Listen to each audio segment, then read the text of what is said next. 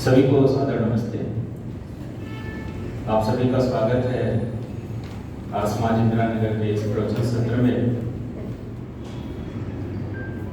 हमारा जो विषय है वह उपासना पर चल रहा है, ये जो श्रृंखला है। एक बार हम सब साथ में मिलकर गायत्री मंत्र का पाठ करेंगे और कुछ प्रारंभ करते हैं। ओम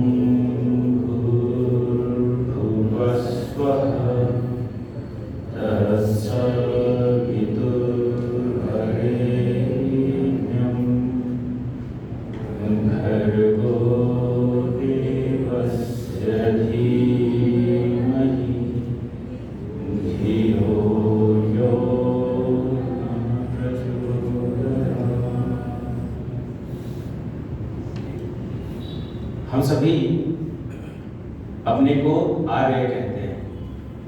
क्या कोई बताएगा आर्य का अर्थ क्या होता है? श्रेष्ठ, बिल्कुल श्रेष्ठ। और श्रेष्ठ कौन होता है?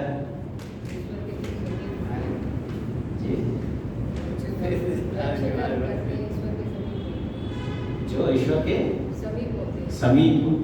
बिल्कुल सही। जब हम आर्य बोलते हैं हम अपने आप को, तो आर्य का अर्थ बड़ा साधारण और सिंपल सा लगता है कि श्रेष्ठ। व्यास मुनि जी निरुक्त में इसकी परिभाषा लिखते हुए कहते हैं, आर्यः ईश्वर पुत्रः। आर्य कौन है? ईश्वर के पुत्र। ईश्वर के पुत्र को आर्य कहते हैं। और पुत्र कौन होता है? जो अपने पिता की गोद में है, जो अपने पिता की गोद में है, इसलिए वह पुत्र है। वैसे ही जब हम ईश्वर के निकट होते हैं, समीप होते हैं, उसी को उपासना कहा जाता है। और जो सच्चा उपासक है ईश्वर का, वही असल में आर्य है। ठीक है? जब हम ईश्वर की उपासना करते हैं तो जो ईश्वर के गुण, कर्म और स्वभाव होते हैं, जब उसको अपनाकर हम कोई कर्म करते हैं, व्यवहार करते हैं, तो हमारे भीतर श्रेष्ठता आती है। हम श्रेष्ठ कहलाते हैं, हम ईमानदार कहलाते हैं, सत्यकामी कहलाते हैं। यह उपासना का बड़ा साधारण सा अर्थ है। बहुत सिंपल, साधारण सा लगता है। 3-4 वर्ष के बच्चों को आप कभी देखें तो वह खेलने को जाता है अपने माता पिता से दूर, और थोड़ी देर बाद वह अपने माता पिता के पास फिर से आ जाता है। माता पिता उसके ऊपर हाथ फेर देते हैं, पुचकार देते हैं, तो फिर वो खेलने चले जाता है। यदि उस बालक से पूछा जाए कि वह बालक अपने माता पिता के पास क्यों जाता है, तो शायद उसके पास उत्तर नहीं होगा। लेकिन जो ज्ञानी वृद्ध जन हैं, उनसे पूछा जाए तो इसका वो उत्तर देते हैं कि उसे वो अच्छा लगता है अपने माता पिता का सानिध्य। वहाँ सेफ्टी, सिक्योरिटी, सब चीज की उसको अनुभूति होती है अपने माता पिता के पास रहने में। इसी भाव के साथ जब हम ईश्वर के निकट जाते हैं, इसी को उपासना कहते हैं। यह हमारा कर्तव्य और दायित्व होना चाहिए कि हम ईश्वर से सुबह और सायंकाल को अवश्य 2 बार मिले। क्योंकि जो ऊर्जा का स्रोत है, जो विद्या का स्रोत है, वह ईश्वर है। यदि हम अपनी अविद्या को हटाना चाहते हैं, क्लेश आदि संस्कारों को हटाना चाहते हैं, तो ईश्वर की सहायता हम सबको अवश्य लेनी चाहिए और सुबह और शाम ईश्वर की उपासना अवश्य करनी चाहिए, जिससे उसका जो मोमेंटम है, जब हम संसार में भी रहें तो उसका प्रभाव हम सबको दिखे, ईश्वर का सानिध्य हम सबको प्राप्त हो। ईश्वर अविद्वानों से बहुत दूर है, ऐसा कहा जाता है, और विद्वानों के वह बहुत निकट है। क्यों बोला जाता है? ईश्वर तो सर्वव्यापक है, सर्वत्र व्याप्त है। जो अयोगी है, जो अविद्वान है, ईश्वर उतना ही निकट है जितना निकट वह विद्वान के पास है। तो यह जो अविद्या है,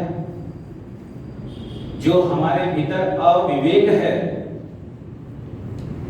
जो हमारे भीतर राग आदि के संस्कार हैं, वह हमको ईश्वर से दूर कर देते हैं। इसीलिए कहा जाता है कि ईश्वर अविद्वानों से बहुत दूर है और वह विद्वानों के निकट है। क्यों निकट है? क्योंकि वह जितेंद्रिय है, अपने इंद्रियों पे वश किया हुआ है, उसने मन पर विजय प्राप्त की हुई है, अपने प्राणों पर विजय प्राप्त की हुई है, और वह इस प्रकार ईश्वर के निकट पहुंच जाता है वृत्तियों का निरोध करके, इसलिए वह निकट है। हम महर्षि दयानंद सरस्वती की जो वेद भाष्य है उपासना संबंधित, उसको लेकर हम अपनी यह श्रृंखला चला रहे हैं। आज योगाभ्यास से संबंधित बहुत महत्वपूर्ण विषयों पर हम विचार प्रस्तुत करेंगे। असल में यह विचार महर्षि दयानंद सरस्वती के हैं, हम इस पर कुछ मनन चिंतन करेंगे। ऋषि दयानंद कहते हैं कि जैसे रोके गए प्राण वायु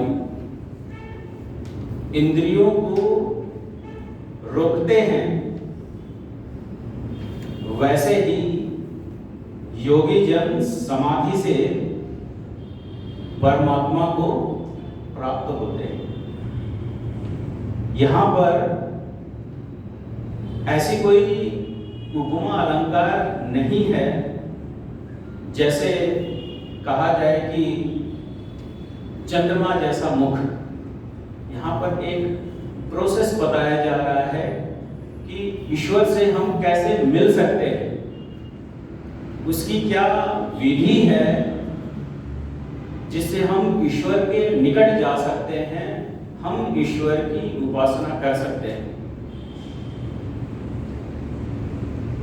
तो यहाँ पर बताया जा रहा है कि जब हम प्राणवायु को रोकते हैं तो यह जो मन आदि इंद्रियों की जो चंचलता है वह स्थिर हो जाती है। मन की चंचलता से क्या तात्पर्य है? इंद्रियों की चंचलता से क्या तात्पर्य है? कि हमें जो बाह्य विषय हैं, रूप, रस, गंध, स्पर्श, इन सब में हमारा राग है, हम इसको देखना सुनना चाहते हैं इसकी सहायता से। इसकी सहायता से हम संसार को देखना चाहते हैं, सुनना चाहते हैं, सूंघना चाहते हैं, और हमारे भीतर पहले से राग बैठे हुए हैं, जिसके कारण इन मन आदि इंद्रियों में एक चंचलता उत्पन्न हो जाती है। इंद्रियों को स्थिर करने के लिए सर्वप्रथम ऋषियों ने क्या बताया है कि आसन लगा लें। प्रोसेस थोड़ा सा और पीछे चलते हैं, प्राणायाम से भी पूर्व अष्टांग योग में आसन का जो स्थान है वह प्राणायाम से पूर्व आता है। हम आसन लगाते हैं, क्यों लगाते हैं, कोई बताएगा? हम आसन क्यों लगाते हैं? आसन का प्रयोजन क्या है? स्थिरता, शरीर की स्थिरता।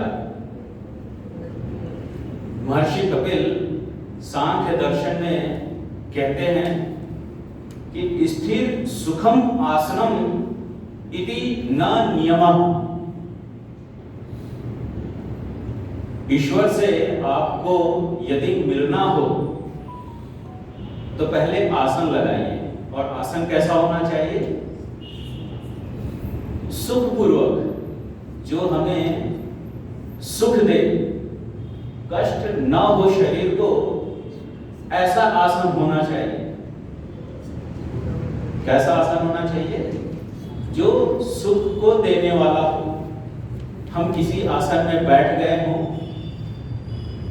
और अपने हाथ को, अपने सर को, पैर को हिलाएं,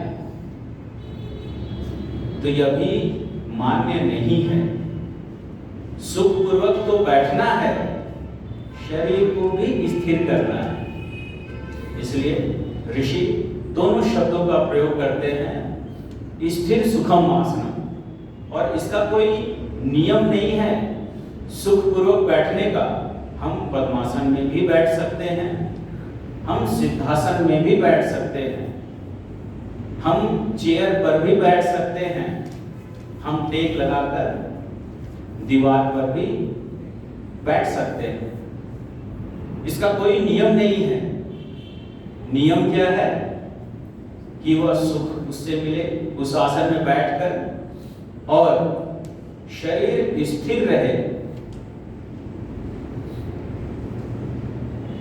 आसन जब हमारा लग जाता है, आसन जब हमारा ठीक ठाक लग जाता है, तो समझिए ईश्वर से मिलने का 50% कार्य पूरा हो जाता है।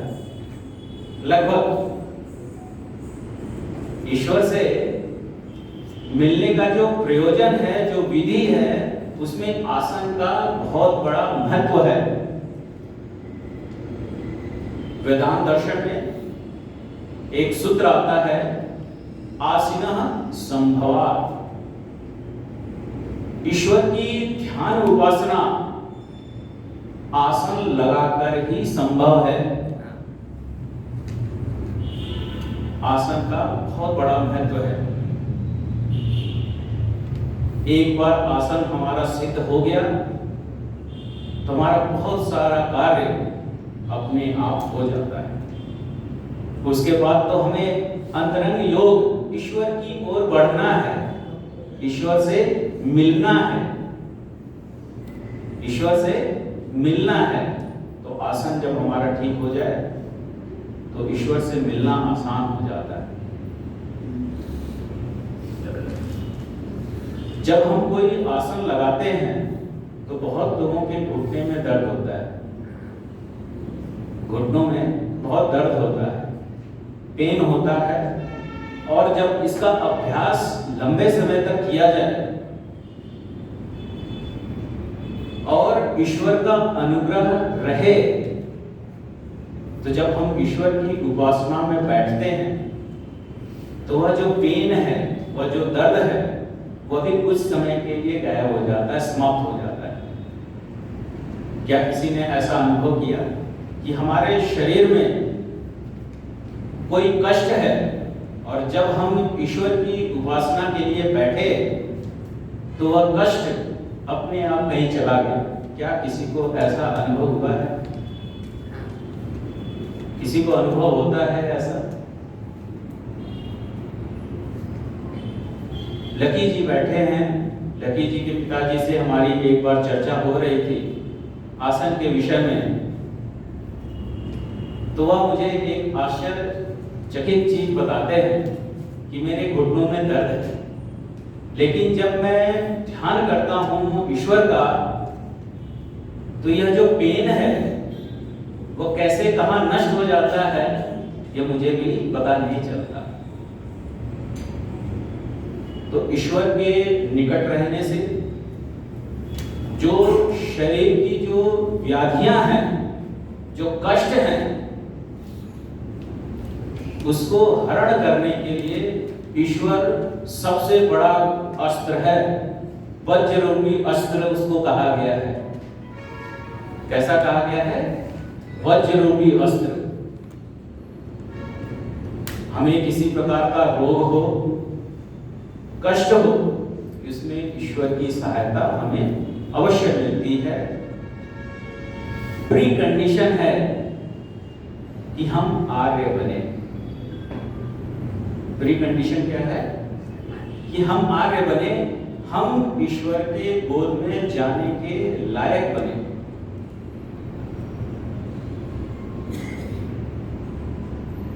तो हमने आसन लगा लिया, फिर हम प्राणायाम करते हैं।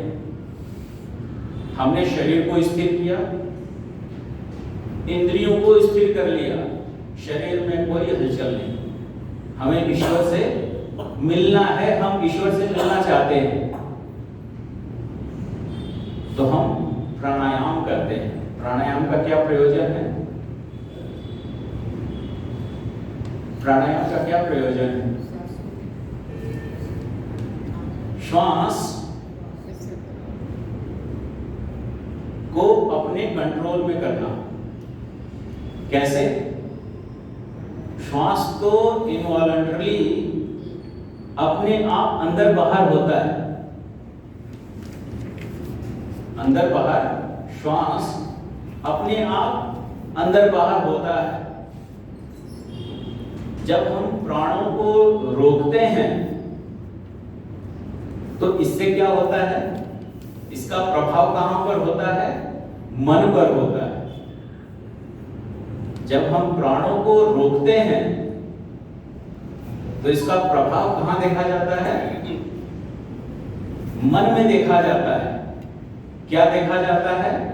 कि जो मन की अंदर की चंचलता है वह स्थिर होने लगती है। क्या होने लगती है? स्थिर होने लगती है। जिस क्षण हम प्राण वायु को अंदर से बाहर की ओर छोड़ते हैं बलपूर्वक और रोक लेते हैं, उसी क्षण हमारा चित्त खाली हो जाता है। क्या आपने अनुभव किया है? चित्त कुछ समय के लिए खाली हो जाता है, खालीपन आ जाता है। वह जो खालीपन है वह भी एक प्रकार की वृत्ति है। वह हमें ईश्वर से मिलने में बहुत सहायक है। जब हम प्राणायाम करते हैं तो असल में जो स्थूल वायु है उसको हम रोकते हैं अंदर या बाहर। यही करते हैं जी, यही करते हैं। जब हम प्राणायाम करते हैं, प्राणायाम का अर्थ ही है प्राण का आयाम। जो प्राण वायु है उसको रोक देना कुछ समय के लिए। जितना हमारा सामर्थ्य है उस प्राण वायु को रोक देना। तो यह जो प्राण वायु है उसका मन से कैसे सीधा संपर्क है? क्या किसी को इस विषय में शंका होती है कि जब हम प्राण वायु को बाहर रोकते हैं तो इसका डायरेक्ट कनेक्शन मन से कैसे होता है? क्या किसी को ऐसी शंका होती है? नहीं होती, कभी नहीं होती। हमने तो स्थूल वायु को रोका, लेकिन उसका जो प्रभाव है वह मन पर पड़ रहा है। वह कैसे? जी, जैसे मन को कोई एक काम दे दो, वो उसमें लग जाता है। जी, तो प्राणवायु को रोकेंगे तो मन उस काम में लग गया कि ये काम करेंगे तो और बातें इसके दिमाग में मन में नहीं। तो एक बहुत अच्छी बात कही कि जब हम प्राणायाम करते हैं, प्राण वायु को रोकते हैं, तो परमेश्वर के बीच मन और आत्मा की जो धारणा है उसकी योग्यता बढ़ जाती है। जो फोकस है वो एक स्थान में बढ़ जाता है। आपका शायद यही बोलने का चार बातें और आती है ना, वो नहीं आती। जी जी, वही हो गया कि हम धारणा से परमेश्वर के बीच जो मन और आत्मा की जो धारणा करने की योग्यता है वह प्राणायाम करने से बढ़ जाती है। ऐसा मत महर्षि पतंजलि का है। महर्षि पतंजलि जी कहते हैं कि धारणाओं में मन की योग्यता प्राणायाम करने से बढ़ जाती है। और जब हम प्राणायाम करते हैं, मेरा प्रश्न ही अलग है, जब हम प्राणायाम कर रहे हैं उस क्षण हम तो स्थूल वायु को रोक रहे हैं, उसका कनेक्शन मन से कैसे हो रहा है, हम इस विषय पर जानना चाहते हैं। देखिए, इसका उत्तर बहुत आसान है, समय कम लग रहा है, इसको जल्दी खत्म करते हैं। यह जो प्राण वायु है, महर्षि कपिल कहते हैं कि यह सामान्य करण वृत्ति है। प्राणवायु क्या है? सामान्य करण वृत्ति है। हम इस स्थूल वायु की नहीं बात कर रहे हैं। जिस श्वास को हम अंदर और बाहर कर रहे हैं, इस श्वास की बातें हम नहीं कर रहे हैं, इस स्थूल वायु की बात नहीं कर रहे हैं। हम उस वायु की बात कर रहे हैं जो हमारे सूक्ष्म शरीर में विद्यमान है, जो मन को चलाता है, जो इंद्रियों को चलाता है। हम उस प्राण वायु की चर्चा यहां पर करना चाह रहे हैं। हमारे मन में यदि कभी प्रश्न आ जाए कि यह जो मन आदि इंद्रिय हैं, बुद्धि है, अहंकार है, वह बड़े ही सूक्ष्म है, उसका आधार क्या है? तो इसका उत्तर है यह प्राण। प्राणों पर यह स्थिर है। जैसे स्टेज पर कोई एक्टिविटी करता है तो जो बैकग्राउंड में लोग रहते हैं उसकी सहायता उसको प्राप्त होती है, तो यह स्टेज का कार्य संपूर्ण हो पाता है। वैसे ही मन आदि जो इंद्रिय हैं वह अपना कार्य कैसे कर पाती हैं?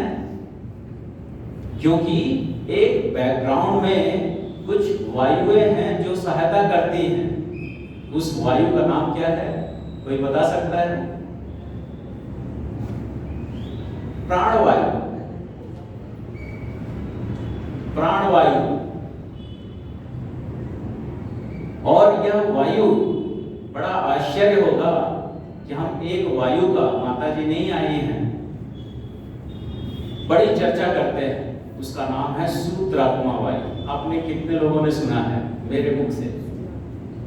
सूत्रात्मा वायु का नाम कितने लोगों ने सुना है? मैं ही तो आके बोलता हूं, माता जी भी आकर कई बार बोलती है इसका नाम। यह जो सूत्रात्मा वायु है, यह 5 रूपों में मन आदि इंद्रियों में बैकग्राउंड फंक्शन की तरह इधर उधर आते जाते हैं, विषयों को लेकर आते जाते हैं। यह वही वायु है जो सर्वत्र विद्यमान है।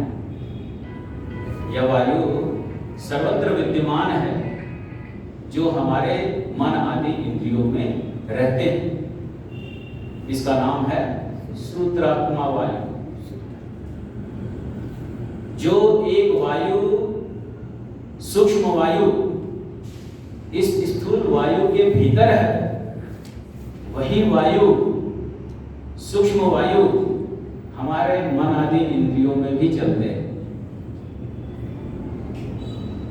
जो सूक्ष्म जगत में चलते हैं, जैसे स्थूल जगत में यह वायु चलती है, स्थूल वायु चलती है, वैसे ही सूक्ष्म जगत में यह सूत्रात्मा वायु चलती है 5 रूपों में। इसका कनेक्शन हमारे मन तक है। और उस सूत्रात्मा वायु के भीतर क्या है? कारण रूप वायु। उस कारण रूप वायु के भीतर क्या है? ईश्वर स्वयं है। यह स्थूल वायु है। स्थूल वायु के भीतर सूत्रात्मा वायु है। सूत्रात्मा वायु के भीतर कारण रूप वायु है। उस कारण रूप वायु के भीतर भी ईश्वर है और सब एक ही स्थान पर है। सभी एक ही स्थान पर है। कैसे हैं? कि स्थूल से सूक्ष्म पदार्थ स्थूल में रह सकता है। जैसे लोहे में अग्नि रह सकती है क्योंकि लोहे से सूक्ष्म अग्नि है, वैसे ही इस स्थूल वायु के भीतर सूत्रात्मा वायु उसी स्थान पर रह सकती है। और उसी सूत्रात्मा वायु के भीतर कारण रूप वायु उसी स्थान पर रह सकता है क्योंकि वह उससे भी सूक्ष्म है। और उस कारण रूप वायु से भी सूक्ष्म ईश्वर है, तो वह तो सब में रह सकता है। क्या बात समझ में आ रही है? कॉम्प्लेक्स लग रहा है? इसको समझना चाहिए कि जब मुहावरा यह कहा जाता है कि एक पत्ता भी ईश्वर के बिना नहीं हिलता, कहा जाता है एक मुहावरा। इसके अर्थ को ठीक ठीक समझना चाहिए। इसका अर्थ यह नहीं है कि वायु को ईश्वर हिला रहा है। इसका अर्थ यह है कि यह जो वायु है वह ईश्वर के सामर्थ्य से हिल रहा है।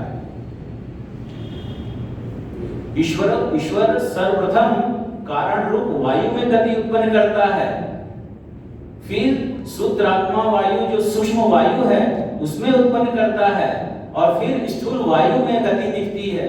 तो यह तीनों में जो गति है, यह ईश्वर जो अचल है वह उसके सामर्थ्य से हिल रहा है। उसने उस नियम को बनाया हुआ है जिसको कहते हैं ऋत। तो हम कहते हैं सत्य के पीछे ऋत है।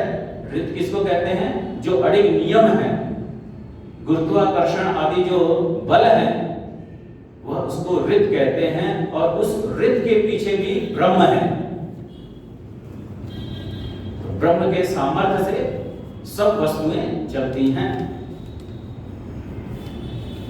एक लट्टू है, अपने हाथ पर, कभी देखा होगा आपने, हाथ पर लट्टू लोग नचा लेते हैं।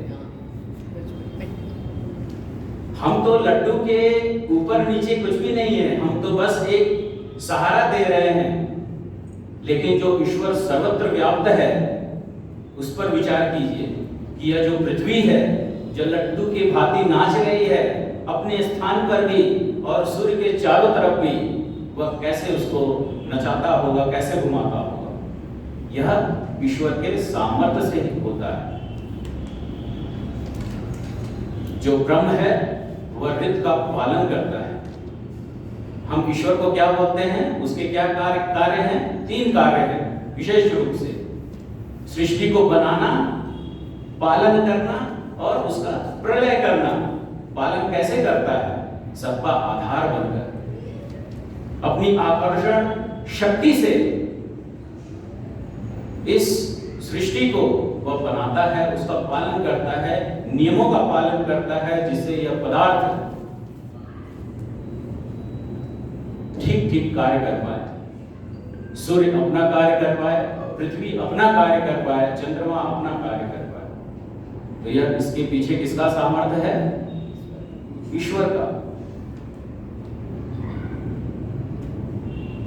हमारे पास 5 मिनट है अभी, और बहुत सारे सूत्र हैं, सब छूट गया। इस सूत्रात्मक वायु को हम मनुष्यों को अवश्य समझना चाहिए। यह महर्षि दयानंद सरस्वती जी का विशेष देन है। हम मनुष्यों को इसको प्रयत्न के साथ समझना चाहिए, क्योंकि यह वही वायु है जो सूक्ष्म वायु है। ईश्वर अपनी ऊर्जा और गति को स्थूल जगत में प्रवाहित करता है, संवहन करता है, ट्रांसमिट करता है। तो इसको क्यों ना जाने कोई, जिसके सामर्थ्य से सारा जगत बढ़ता है। जो अणु परमाणु दिखते हैं इस पंचभूतों में, तो जो आपस में जोड़ना है और बढ़ाना है, वह सब सूत्रात्मा वायु की सहायता से तो होता है। यही सूत्रात्मा वायु हमारे मन में दौड़ती है, सामान्यकरण वृत्ति की समान यह सहायता करती है, क्योंकि इसके भीतर जो विद्युत रूप में जो विषय आते हैं वह इस सूत्रात्मा वायु की सहायता से ही जाते हैं हमारे बुद्धि तक। तो इस वायु को भी ठीक ठीक समझना चाहिए, इसको जानना चाहिए। इससे मुख्य विषय है कि हमें इस सृष्टि को जानना चाहिए, क्योंकि जो यह सृष्टि को जानता है वही ईश्वर को भी जान सकता है। तो यह ईश्वर ने सृष्टि बनाई है। ईश्वर ने सृष्टि क्यों बनाई, क्यों ऐसा इक्षण किया, उसने क्यों दर्शन किया, विचार किया, कामना की कि मैं इस सृष्टि को बनाऊं? क्यों?